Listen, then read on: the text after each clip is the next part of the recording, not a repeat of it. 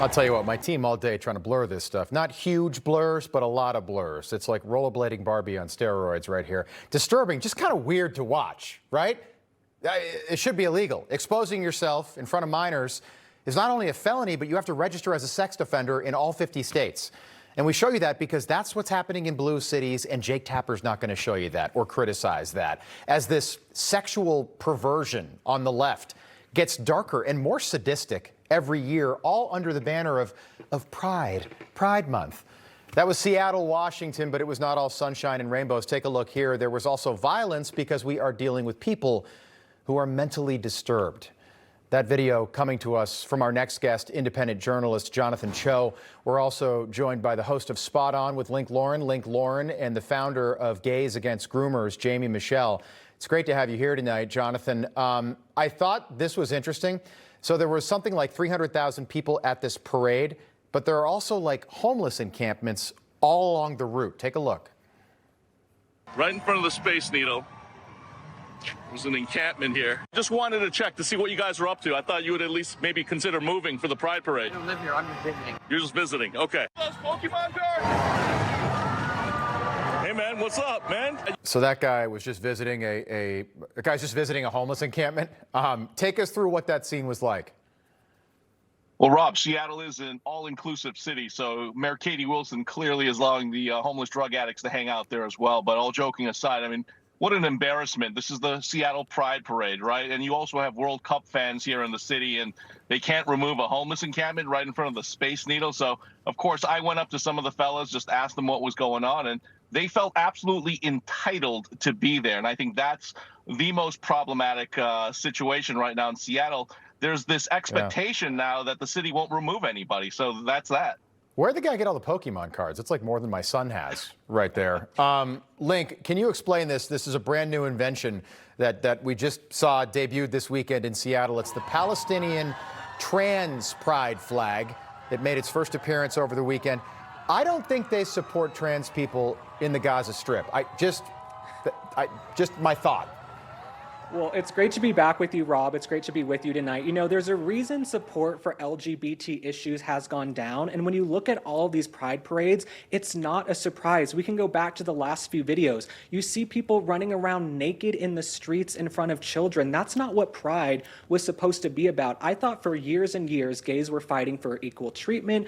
We want gay marriage. Well, you got that 11 years ago, and you have to find new ways to play the victim. They oscillate between playing the total victim card and then extreme narcissism and wanting special treatment. This is a legal activity, point blank, period. Doesn't matter if you're gay, straight, or whatever the hell you are, you can't run around in the street naked in front of children. Yeah, Link, so what is pride, in your opinion? Like, what's pride supposed to be? I always thought it was like having pride in having the courage to come out of the closet, like more like 2011 when gay marriage became legal. How did it shape shift into what it is right now?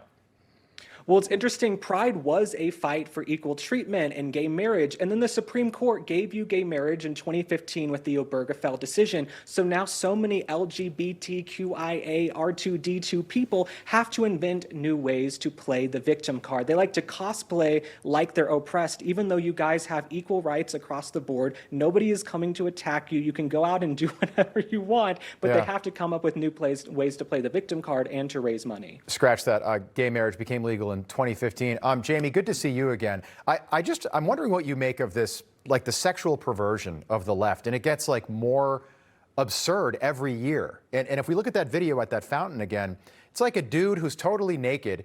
There's little kids all over the place. You can see them in the video. If we play this out, there are multiple children, and this is okay. This is okay? How is that possible?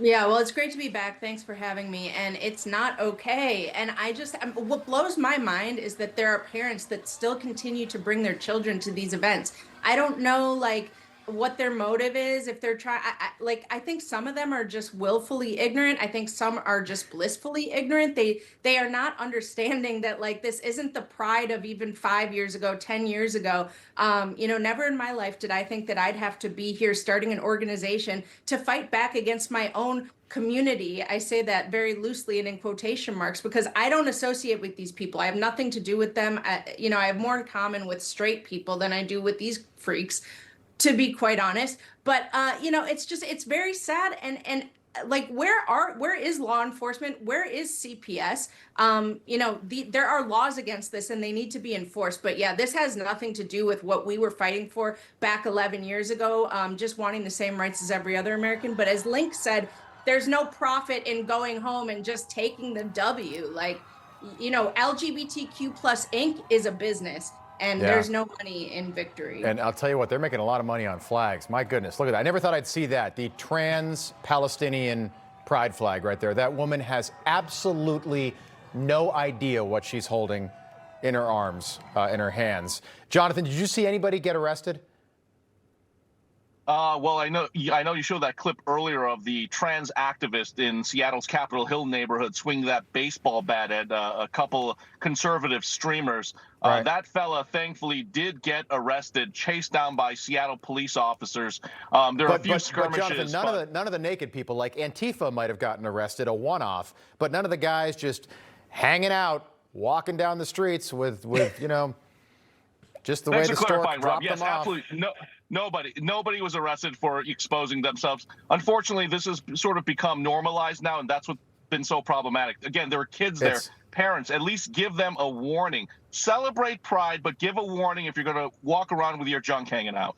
Seriously, in that video, I don't know if my team can re-rack it, the very first video that we played, not the bump-in soundbite, but the soundbite with Jonathan, with the homeless encampment, I thought this was really interesting. At the end, and I just noticed this, there's this cute little woman in black sitting on this bench during the parade. Her feet were tired, and she's just, there she is. See her right there? She's got a black jacket on. She just sat down. That's how normal this has become in Seattle. Like, you've got a homeless encampment and guys just hanging out with their you-know-what out on the street in front of her. And she was like, I'll just take a rest by this, homeless encampment. And that's just become normal. 15 seconds, Jonathan. Final thought. Yeah, at the end of the day, it's a free-for-all. And really, this is part of the culture now in this city. And there's no end in sight. Yeah. Great to see you all again tonight. Hope you'll come back. Jonathan Choe, Link, Lauren, Jaimee Michell. Thank you. Good to see you. Information. Truth is freedom. Is Newsmax. It's real news for real people.